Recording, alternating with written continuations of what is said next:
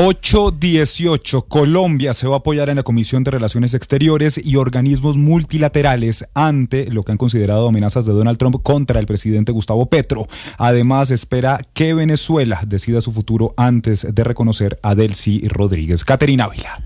La intención de la Cancillería es buscar una postura conjunta para rechazar las declaraciones del presidente Donald Trump sobre Colombia y su jefe de Estado Gustavo Petro.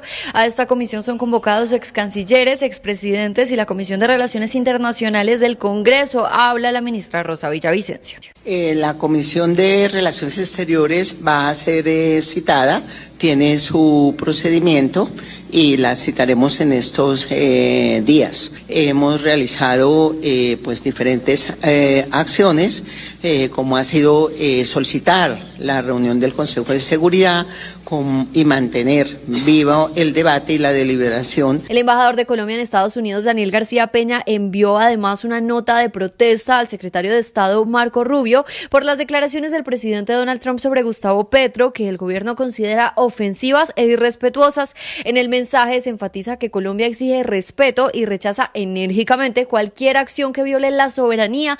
También hacen un llamado para buscar el diálogo. Sin embargo, aunque el llamado del gobierno intenta hacer las posturas del presidente Petro han generado ciertas divisiones y excancilleres consideran que será muy difícil que la convocatoria de la comisión tenga acogida. Habla la excanciller Marta Lucía Ramírez. Lo cierto es que hoy es imposible convocarla porque este presidente se dedicó a desinstitucionalizar, a insultar a los expresidentes de la República, a los excancilleres, entonces no hay nadie que se respete y que vaya a ir en este momento a sentarse con él para tratar de construir una posición nacional, pero eso es muy delicado. Sin embargo, la canciller aseguró que en caso de una posible intervención, Colombia no descarta una confrontación. Sobre la posibilidad de una agresión a nuestro país por parte de Estados Unidos, también hemos sido claros y está en el orden internacional que la defensa de nuestra soberanía. Para eso tenemos un ejército muy capacitado, muy preparado, un ejército al mando del jefe de Estado que es el presidente Gustavo Petro, que tendrá que defender a nuestras poblaciones si se llegara ese caso que deseamos que no sea esa la posibilidad que se presente. Porque seguimos insistiendo en que deben cumplirse el derecho internacional, deben respetarse los principios de la democracia y deben respetarse también los principios que se han creado en el orden internacional que están contenidos en la Carta de las Naciones Unidas. Por ahora se descarta llamar a consulta a los embajadores de Estados Unidos y de Venezuela. 8:21, esas son entonces las declaraciones de la canciller Rosa Yolanda Villavicencio, quien por un lado descarta llamado a consultas para los embajadores, dice que Colombia tiene un ejército muy capacitado en caso de que llegara a darse una agresión de Estados Unidos contra Colombia, aunque reafirma que se está buscando siempre solucionar todo a través de los canales diplomáticos. Esto por un lado, Mateo, porque el gobierno también tiene otro chicharrón en este inicio de año que tiene que ver con la subida del salario mínimo que fue superior al 23%. Sí, Lucas, pues el gobierno está preparando en este momento un conjunto de medidas para mitigar el impacto del salario mínimo que ha sido cuestionado por varios sectores. Esta mitigación, estas medidas se darían especialmente en áreas como el transporte o la vivienda. Marcela Peña. El gobierno quiere intervenir en los precios de la vivienda nueva para impedir que el alza del salario mínimo se transforme en un impedimento para que la gente compre su casa propia. Sin embargo, hay dos cosas que se la ponen difícil. En primer lugar, el hecho de que muchos clientes firmaron contratos de compra-venta que están en salarios mínimos y no en pesos. El propio ministro de Hacienda, Germán Ávila, ya reconoció que el gobierno no se puede meter ahí en la mitad del contrato. El segundo impedimento es que la fijación del tope máximo de la vivienda de interés social está en una ley que es el Plan Nacional de Desarrollo y no solamente en decretos.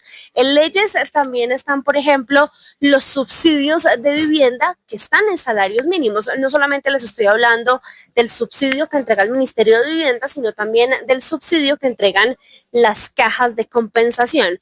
Eso quiere decir, con el salario mínimo sí aumenta el precio de la vivienda, pero también aumentan los subsidios para que la la gente la pueda comprar. El gobierno quiere desvincular o terminar de desvincular el salario mínimo de distintos precios en la economía, pero la verdad es que esa tarea ya se viene haciendo desde hace varios años y no es fácil seguir desligando cosas. Por ejemplo, ya desde el año pasado, las multas de tránsito, el SOAT, las cuotas moderadoras de la EPS, los avalúos catastrales, entre muchísimas otras cosas, se fijan o se aumentan utilizando como referencia la inflación y no el salario mínimo. Entre las pocas cosas que todavía están ligadas al salario mínimo están los costos de algunos trámites, pero no necesariamente los del gobierno nacional. Les voy a poner un ejemplo. La Secretaría de Movilidad de Bogotá subió sus tarifas en 23,7%, siguiendo el incremento del salario mínimo. El gobierno además tiene la tarea de definir por decreto los incrementos en los peajes de todas esas vías que maneja el Invías y no las concesiones. ¿Por qué? Porque los peajes de las vías concesionadas tienen que ver con los contratos que cada una de esas empresas tiene con el gobierno nacional.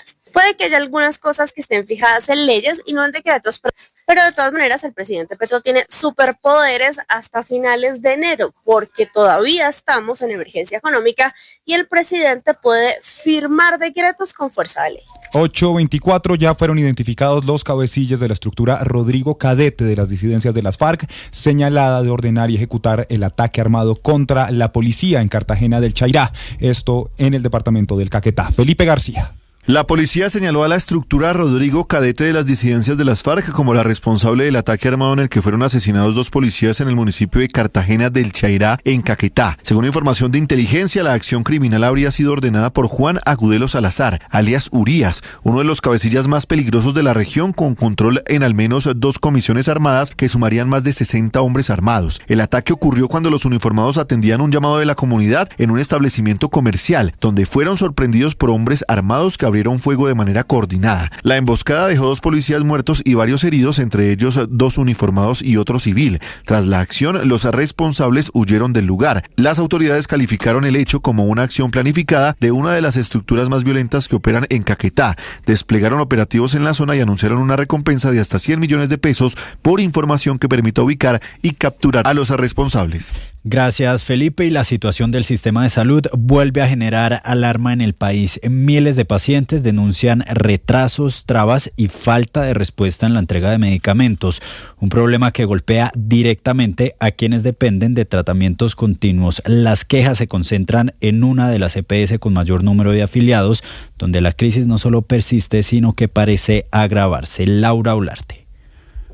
La crisis con la entrega de medicamentos con la nueva EPS cada vez es un panorama más crítico, empezando por la autorización. Decenas de pacientes denuncian la no entrega de los medicamentos, aguantando largas filas, teniendo como respuesta su medicamento está pendiente e incluso yéndose a la casa sin una solución. Nos tiene preocupados que cada vez está peor. Ya no da ni siquiera la acetaminofén, que es la más barata. Bueno, nos tocó irnos para acá a ver. Y aquí pues más o menos nos atendieron y nos dijeron que esperáramos 8 días más. Y a las 3:30 de la tarde nos dijeron que se cayó el sistema, que no podían hacer absolutamente nada y todos para su casa. Los usuarios denuncian que el adquirir medicamentos se ha convertido en una odisea, por lo que han tenido que buscar diferentes alternativas, sacando dinero de su bolsillo o acudiendo a entidades como la Defensoría del Pueblo. Hoy tuve que venir para que me hicieran una autorización con respecto a mi hija y esa autorización la logré única y exclusivamente porque la Defensoría vino conmigo. Entonces hay veces toca comprarlos, pero no es justo porque si se paga y si es la ley que tienen que darlo, porque no lo dan. Y no solo los medicamentos se encuentran a la espera, también los insumos médicos. Tengo pendientes carayas, bolsas, pañales, insulina. Los pañales de mi mamá ya van 3, 4 entregas perdidas. Es una realidad cruel que se mantiene y que pone en riesgo la salud y la vida de las personas, puesto que los medicamentos de enfermedades crónicas no son entregados y los usuarios están siendo testigos del tiempo y de un panorama que, aunque se supone que debería mejorar, sigue igual que hace unos años. El año pasado, de los 12 meses del año, solo me entregaron medicamentos para 3 meses.